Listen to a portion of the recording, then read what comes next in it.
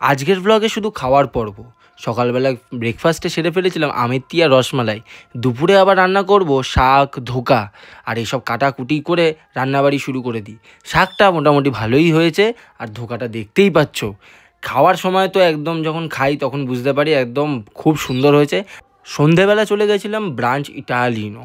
এখানেতে chicken spring roll, এই chocolate বল এইসব খাওয়া দাওয়া করে তারপর চলে যাই দাদার ওখানেতে।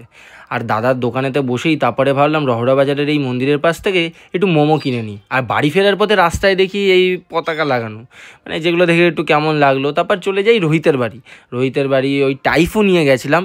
টাইফুগুলো দেখতেই পাচ্ছ একদম মানে গরম গরম টাইফু, তার সাথে স্যুপ। ওফ!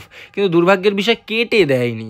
আর কেটে না দেওয়াতে আবার একটু চামচ দিয়ে কাটাকুটি করলাম, তার মধ্যে একটুখানি সস টস ভালো মতন 2 রকমের সস দেয়, ঝাল আর নর্মাল।